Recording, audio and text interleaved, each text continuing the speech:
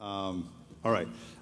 We are going to just dig right in because we've got a lot of ground to cover today. First of all, we have, I want to revisit this thing we talked about or 2 weeks ago, scientism. If you were here 2 weeks ago, you remember we talked about scientism and we shared the definition of scientism. And the reason this is such an important place to begin again is because I want us to be sure we're differentiating between science and scientism, because science and faith have no problem with one another. Scientism and faith have become real enemies in our culture today. Scientism wants to put belief in God to rest, really wants to kill, destroy, move past belief in God. Science is objective about these things. Science is indifferent about belief in God, really, good science. Scientism takes it a step further. It is an exaggerated trust in the efficacy of the methods of natural science applied to all areas of investigation. Oh, are we just now getting those study guides out? All right, the study guides are being passed out. Those are really, really important today. So I'm glad they found those and they're being passed out. Hopefully everybody can use those today. So scientism is an exaggerated trust in the methods of science to answer questions science was never designed to answer. Does that make sense? So good scientists know scientism when they see it. Good scientists call out scientism and are very clear that that is not real science. And so I want to make it clear that we are differentiating those two things, because scientism has become a brand new religion in our culture. And the only reason I'm giving any floor time to scientism and the hateful priests and proselytizers of this new religion, scientism, is because they're making inroads in our community. It's because one of the fastest growing religious segments in America is the non-religious segment.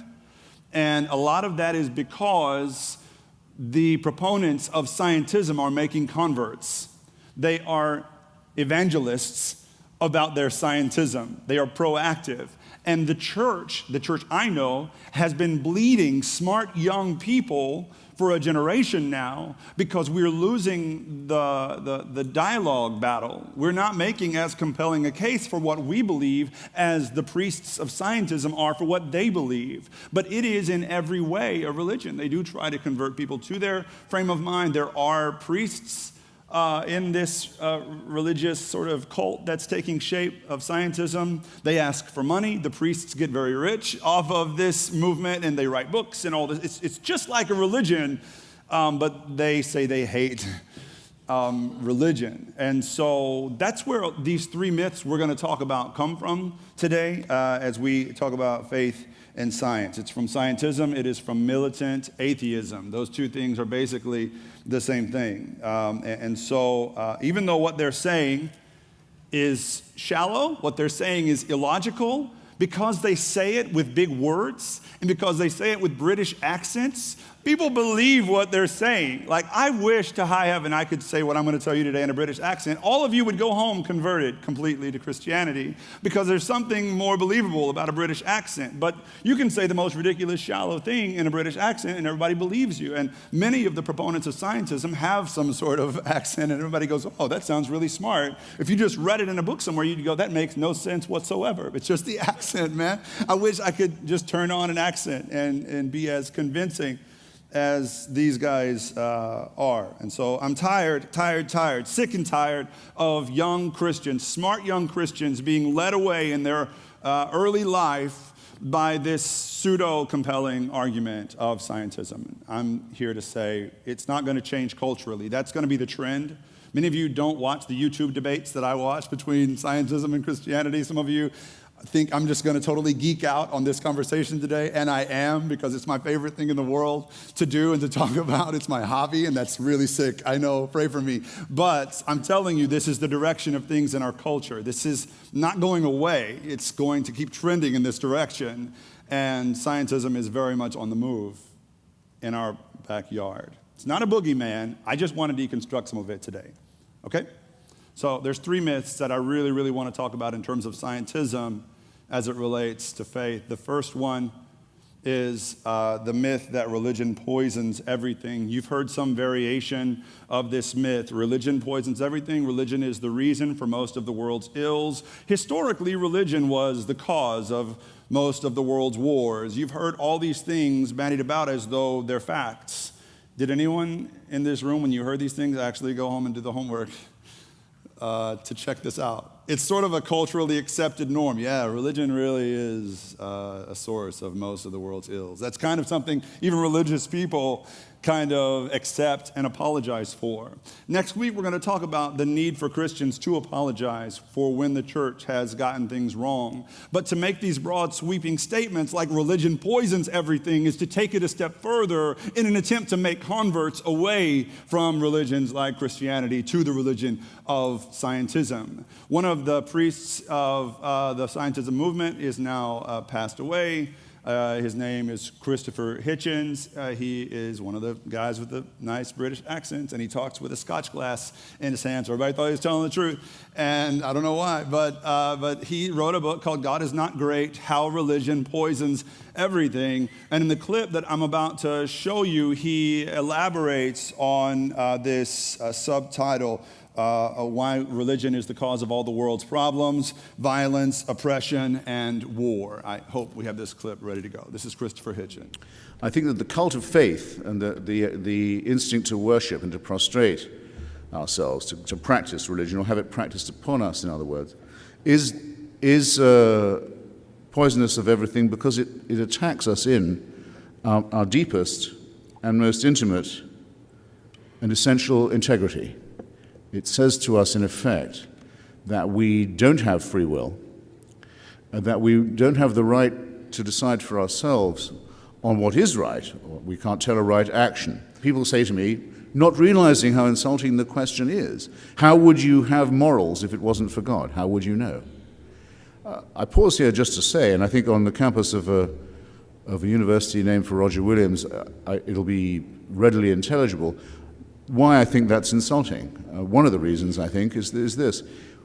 If I'm hearing this from one of the practitioners of organized religion, I'm not going to grant them the assumption that they so readily make in their own favor, that they already know by being Christian or Muslim or Jewish more about morality than I do. I mean, shouldn't it be that those who practice organized religion should begin by making a few apologies for themselves on this score? How dare they say that I'm on their turf when we're talking about ethics and morality? It isn't I who mandate things like the mutilation of the genitals of children, for example, which is in all cases a religious commandment. It isn't I who ask for suicide and murder to be fused into one action in the name of God. The suicide murder community is almost exclusively, not absolutely 100%, but very nearly exclusively a God-fearing and faith-based one. How dare the assumption be made that we can't talk about these things without a license from some kind of church? All right. So this is Christopher Hitchens, and this is the kind of voice that is being heard loud and clear by your friends or your kids friends. That this is the kind of argument that's being made to discredit religion and faith. All right. So there's a couple of really ironic things about the clip we just saw. The first is that Hitchens would evoke the name of Roger Williams, which is where he was speaking, Roger Williams University, to make his point, when Roger Williams was a Christian who loved Jesus and believed that the church had gotten it wrong at times, but he also was the first abolitionist in North America. If Roger Williams had gotten his way, there never would have been any of the slave trade brought to North America. If Roger Williams had gotten his way, he was the one that stood up and said Native Americans should be the only ones that have the right to sell property in the New World, because he loved Jesus, and because his love for Jesus led him to understand that in God, everyone is created with inherent worth. Every person, regardless of where they're from or what color their skin is a reflection of the image of God. It was his theology that led him to be an abolitionist, just like all the other famous abolitionists that we know of. I can't think of one atheist abolitionist who stood up and said, maybe we shouldn't be doing this. It was Will Wilberforce. It was people like Roger Williams that led the way in that regard. The other ironic thing about, not this clip, but about Christopher Hitchens in general, is that in 2009, when he was diagnosed with esophageal cancer, after that he spent more than half of his time here in Houston. He flew halfway around the world to be here in Houston, half the time at MD Anderson, I believe, where he was treated for his stage 4 esophageal cancer by Dr. Francis Collins. Dr. Collins is a former atheist who became a Christian in adulthood. He is a physicist. He also led the Human Genome Project in the 90s, mapped out the whole human genome.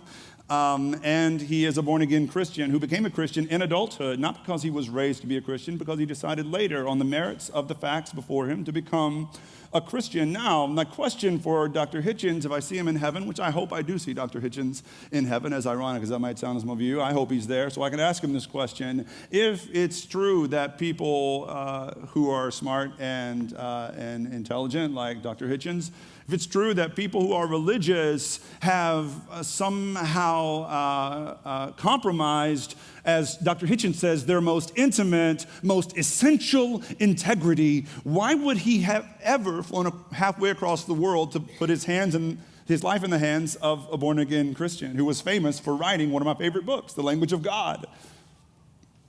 Why would he do that? If you had been diagnosed with stage 4 cancer, would you put your life in the hands of a doctor that you knew had compromised his most essential integrity? Of course not.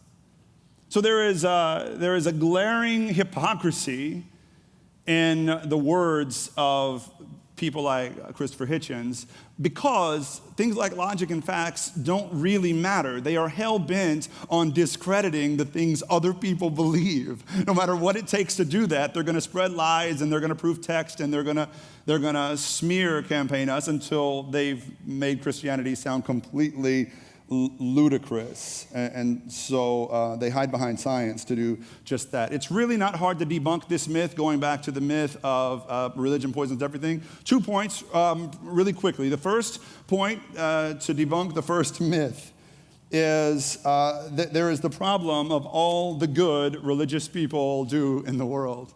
If religion poisons everything, our most essential integrity, how do we explain all the amazing good things happening in the name of God here in Houston and throughout the world?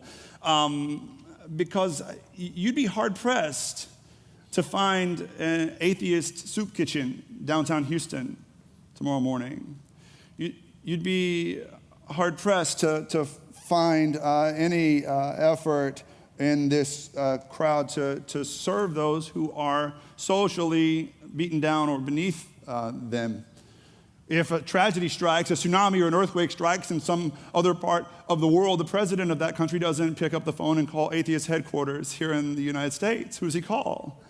He calls the United Methodist Committee on Relief. He calls Catholic Charities. He calls the Red Cross. He calls Compassion International, because it's Christians, people of faith, who come running when other people they don't even know are in trouble. And we flood people with love and compassion and grace and care. Even though we don't know them, we're not connected to them, we don't have the same bloodlines as them, maybe not the same religion as them, we don't care. Because our understanding of theology leads us to know and believe that every single person has inherent worth and is worthy of saving, worthy of helping. It's theology that leads us to behave in this way. I called 6 Texas prisons this week, really randomly.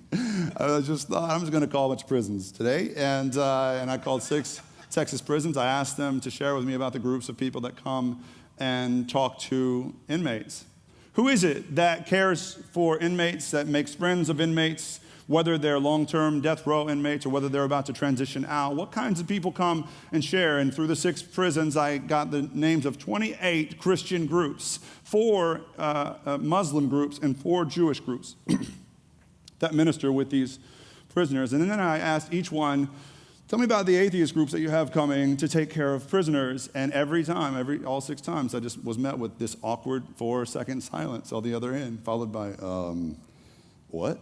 Because the thought of it is completely outlandish to people on the front lines who see things happening every day. Here's why. If you're an atheist or an agnostic person, I don't want to be insulting here. I'm just saying that studies have shown that when a culture divorces itself from any notion of God, when a culture decides God is not going to be a part of who we are, it takes on a different ethic.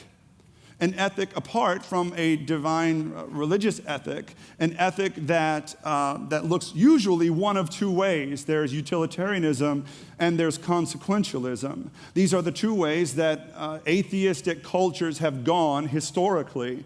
Utilitarianism is defined as the belief that you're ethically bound to do whatever will result in the greatest good for the greatest number of people. That sounds really good, right? Hold on just a minute. Consequentialism is the idea that the ends justify the means. A morally right act will produce a good outcome. Both of these sound decent on the outset, but there are glaring problems with both. First of all, the problem with with utilitarianism is that it's basically the argument that slave owners used to keep slavery legal for as long as they did. You think slave owners, the story that scientism folks will tell you is that it was the Bible that kept slaves in their place. The Bible never really says, you shall hold slaves. You know, the Bible accepts culture as it is in some ways and defines how people of faith should treat slaves kindly and gently. And actually at certain points it says to release slaves.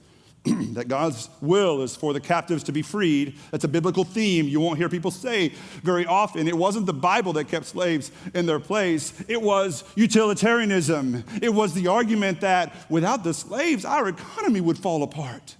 Without the slaves, America would descend into chaos. And you know what? Slavery is actually better for the slaves. It's a better situation here than they had back in Africa.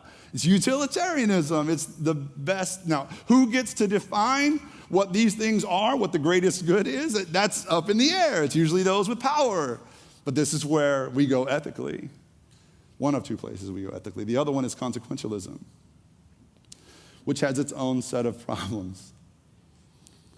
And just to share one rather extreme issue with consequentialism that actually bears itself out in our culture today, it has to do with abortion.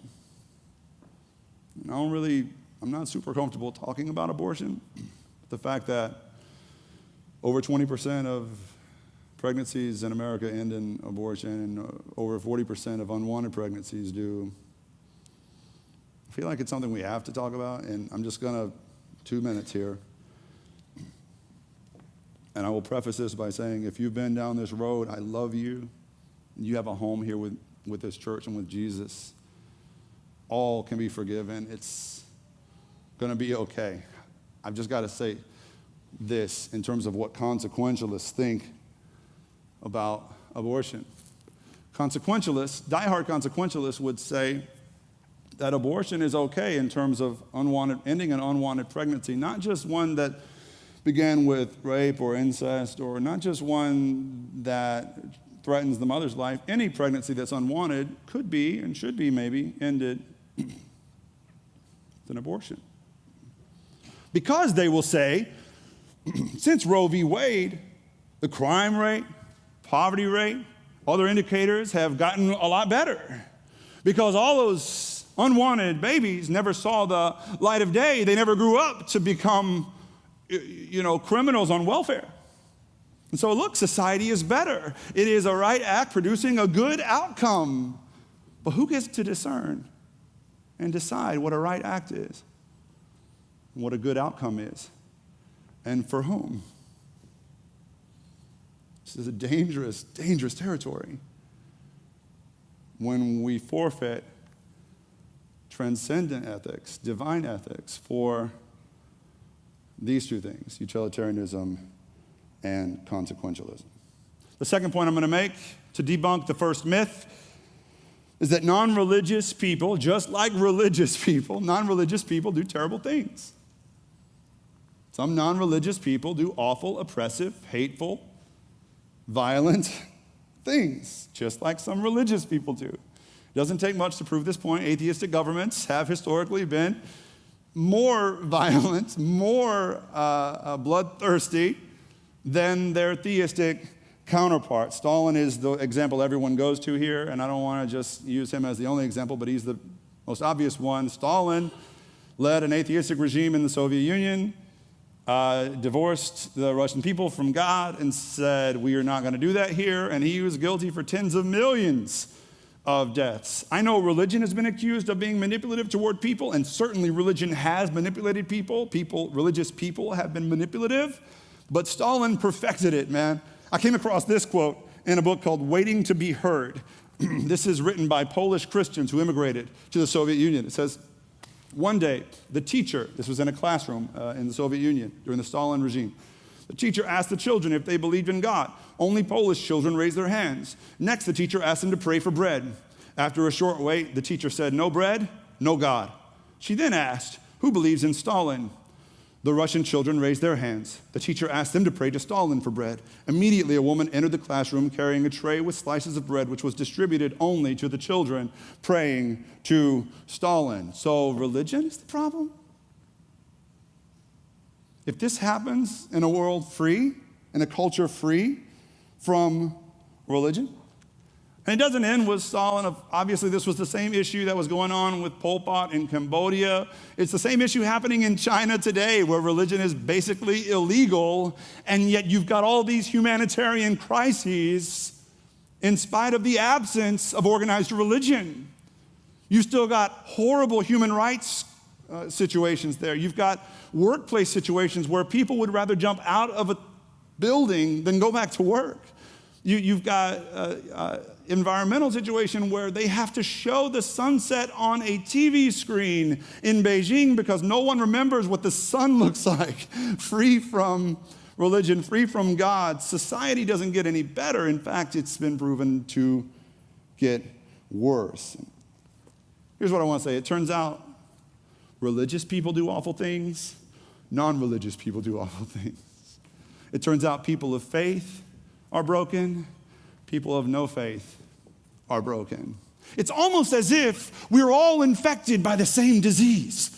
It's almost as if we're all broken. It's almost as if we all come this way, which should sound familiar to us as Christians. We have an explanation for this. This is exactly what we would expect to find in the world, brokenness inside the church and outside. Psalm 51:15 says, I was born guilty. I was a sinner in the womb. Now, some people will say, but children are innocent.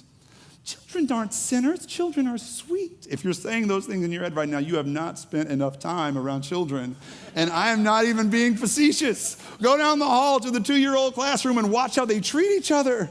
No one taught them to snatch and slap and cry and, fight. No one taught them to be selfish and envious. And yet they come this way.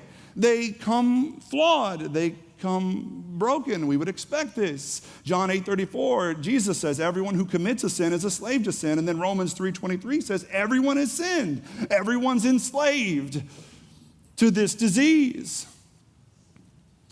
And so the myth is that religion poisons everything. The truth, we believe, is that sin poisons everything, including religion, which Jesus knew. Jesus would agree with those who say religion is broken. I believe religion is broken. Do y'all believe religion is broken?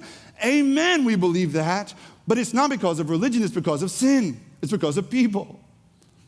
And so we fall short, all of us, and sin poisons everything, including religion and science. Okay, let's move on to the second myth. Some of y'all are like, wow, that was one of 3. We're going to be here till 2 o'clock. I promise that's the longest one.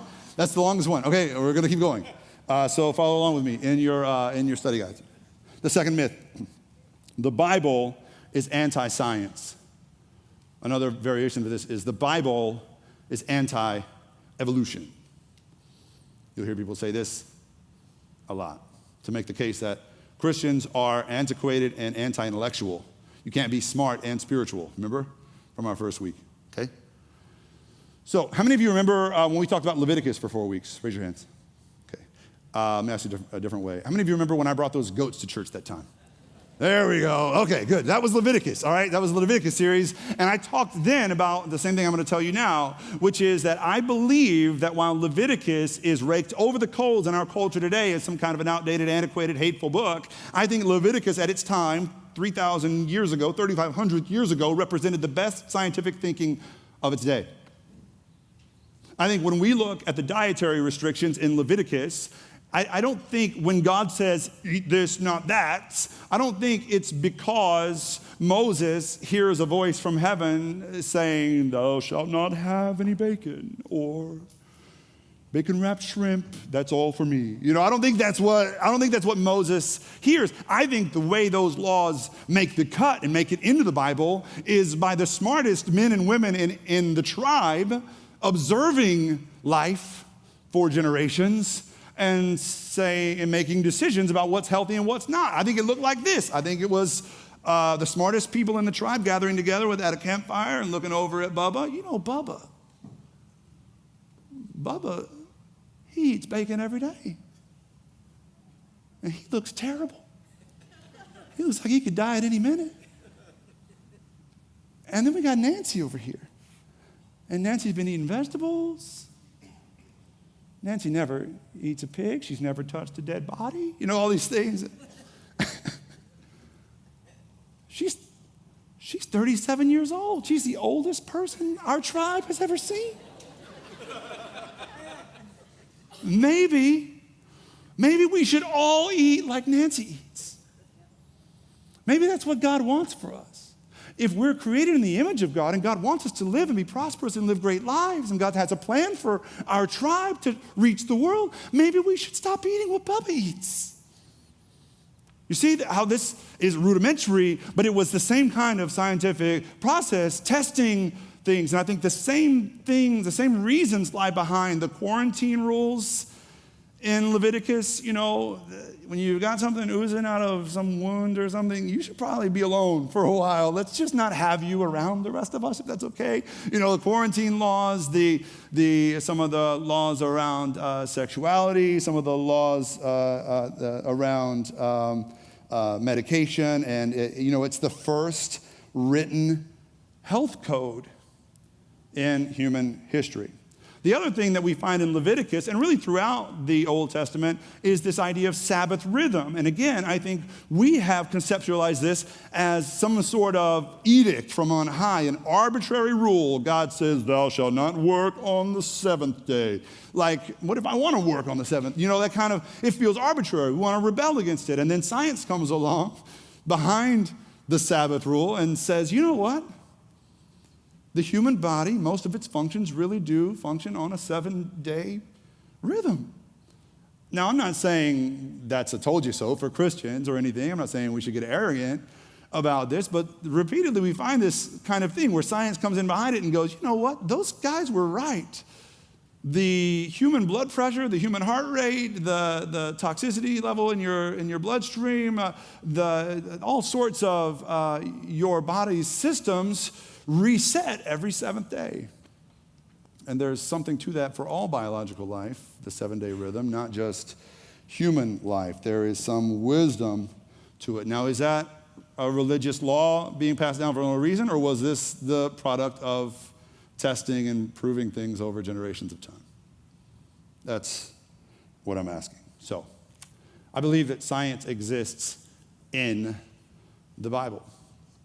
Paul tells Timothy at one point, Timothy, stop drinking so much water. The water is making you sick. Drink some wine. Paul knew that wine acted as what's the word I'm looking for? What? Yes, I can't hear y'all, but yeah, whatever y'all said.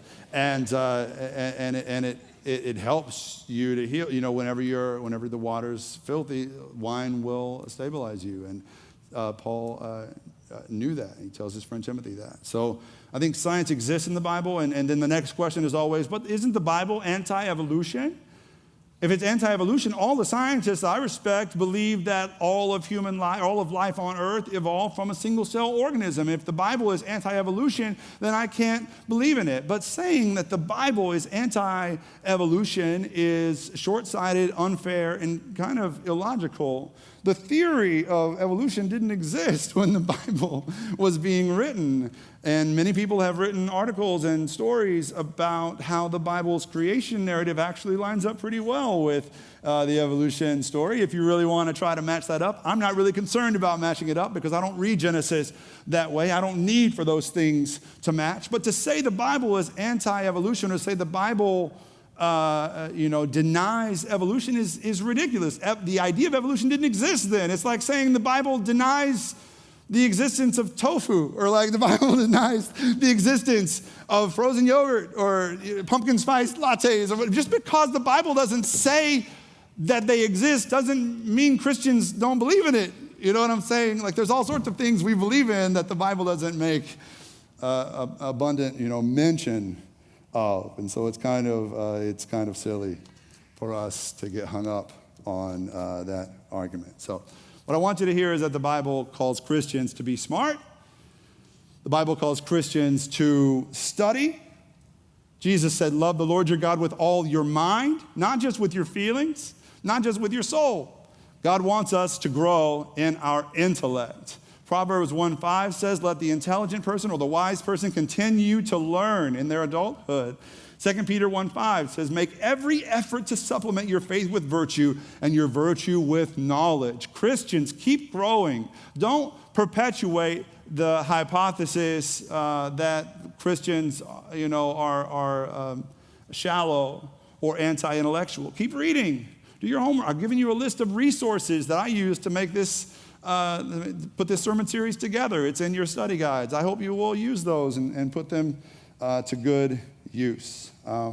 Finally, to wrap this point up, the physicist Stephen Jay Gould, who was either an atheist or an agnostic, depending on which day you asked him, he died several years ago. Stephen Jay Gould said this about his fellow scientists. He said, either half my colleagues are enormously stupid, or else the science of Darwinism is fully compatible with conventional religious beliefs and equally compatible with atheism. This is from the mind of a world-renowned physicist. All right. So the truth to this myth is that while some will say the Bible is anti-science, good theology and good science form an alliance against ignorance and suffering. Good theology and good science form an alliance against ignorance and suffering. All right, let's move on to the third myth I want to address today. This is the myth that science has buried God. This is one of the favorite mantras of the scientism movement. Science has buried God. Another way of saying this is that all the evidence we have in the universe points toward atheism. All the evidence points toward atheism. Lawrence Krauss is another one of the priests of the scientism cult, and he is also a physicist. He is also quite arrogant, and he makes me crazy when I watch him talk because he looks like a rat. And, he's kind of a rat, so I guess it works. But Krauss says this. I wanted to mention, he wrote an article you can check out. He wrote an article last month in the New Yorker called All Scientists Should Be Militant Atheists. And he was asked in a debate recently, is there anything that would make you change your mind about God? Krauss, a scientist who should always be open to the possibilities evidence presents, says yes, any empirical evidence whatsoever, because there is none. This is the arrogance of the other side I'm talking about, okay?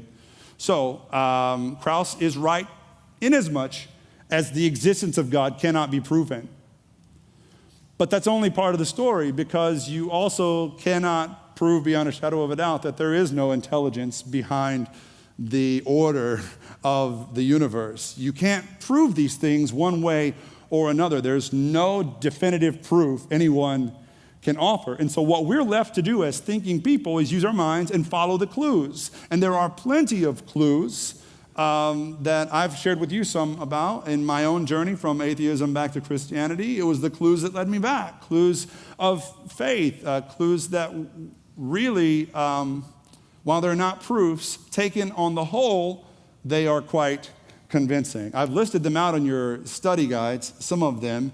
The first one that I've listed here is the regularity of nature. No one really knows why nature is the way it is. No one really knows why the constants of nature don't change.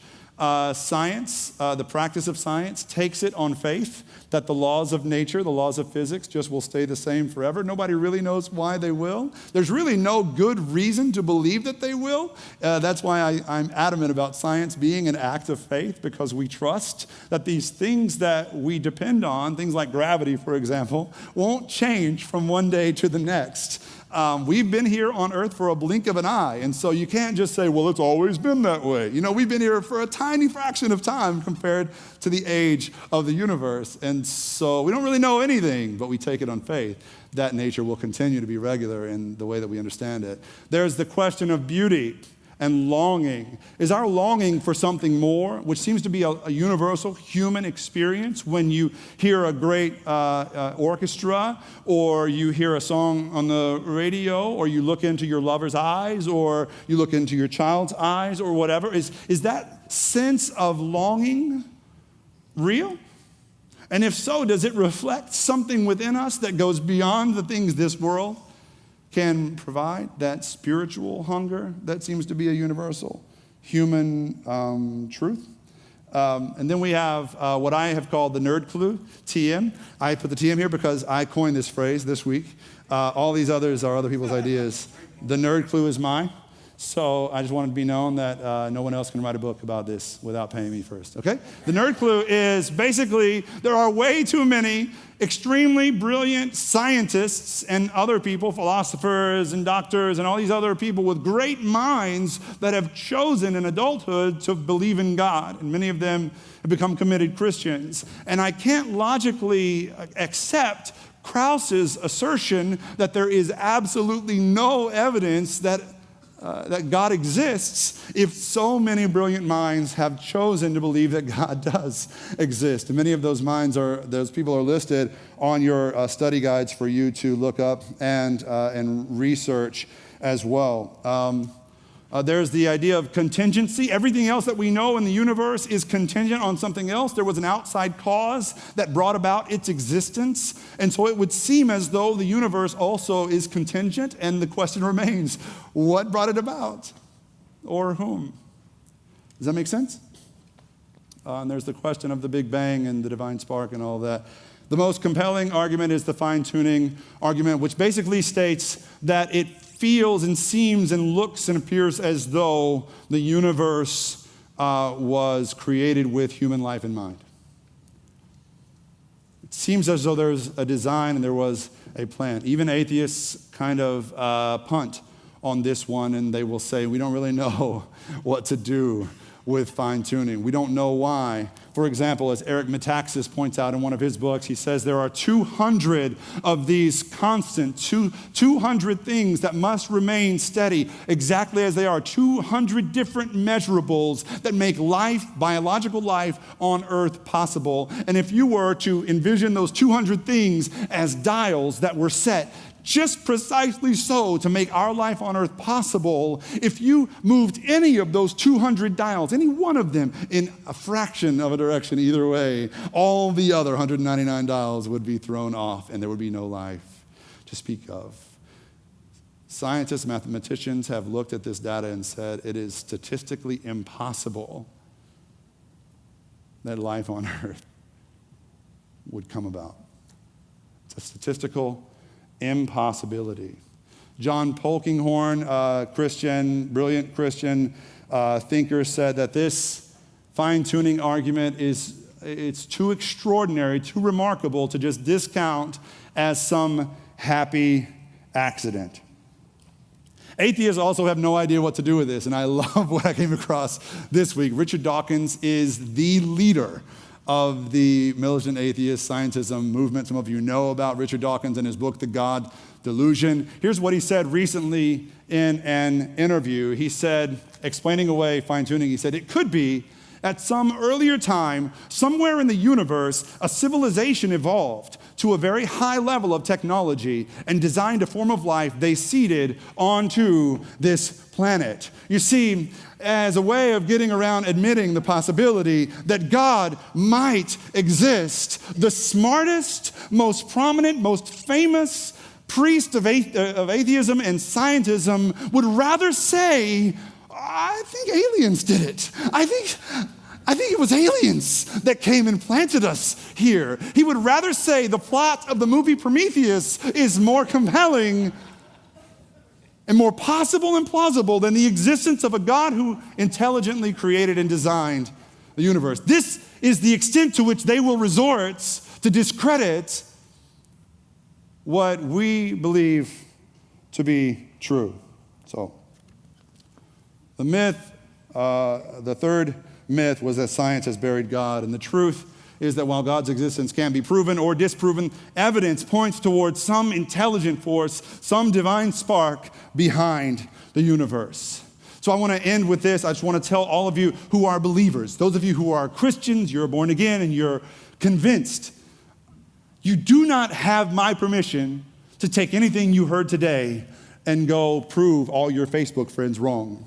This isn't an excuse for you to become the kind of Christian that creates more atheists. I have had it with the church becoming an atheist factory, because that's what we are when we act like we have it all figured out and we get arrogant about it. That's not what we're doing. Don't take the facts I've shared with you to the Thanksgiving table in November and put all your nephews in their place or whatever. Don't feel compelled to do that. Be gentle, be humble. Take on the spirit of Christ. Be a servant to other people. Say, I love you more often.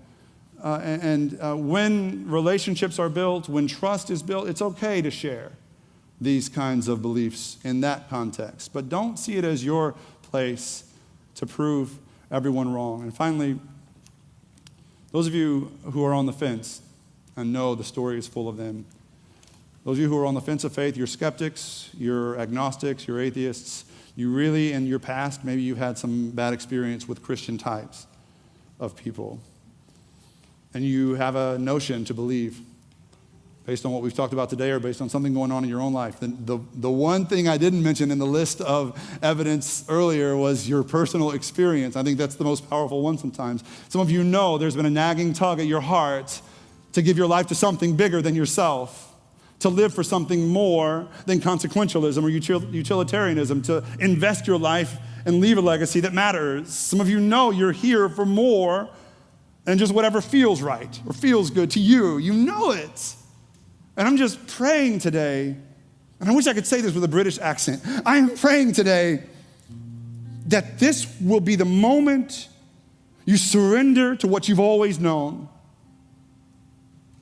That this will be a safe place for you to know that if you say yes to Jesus today, there will be no I told you so's. There will be no shaming of your past. There will be none of that, because we've all been there. I've been there. But you know there's more to this universe. You know what I discovered in my own journey, that it's true. There is an intelligence behind the universe. And if that's true, then maybe Jesus really is who he said he is. And if Jesus is who he said he is, then God is not just some distant watchmaker who set everything in place and then stands at a distance. God is a God who comes near, who cares about you intimately. You see the step you can take from just saying yes to believing in God. You'll find yourself believing, professing what you've always sensed all along. There is a God who transcends what we can see and hear every day. A God who cares for you personally, knows every hair on your head. A God who lived for you, a God who died for you, and a God who created you so he could know you in relationship. My prayer today is that you will say yes, not to religion, not to Methodism, not to Christianity, to God, to relationship. Would you pray with me?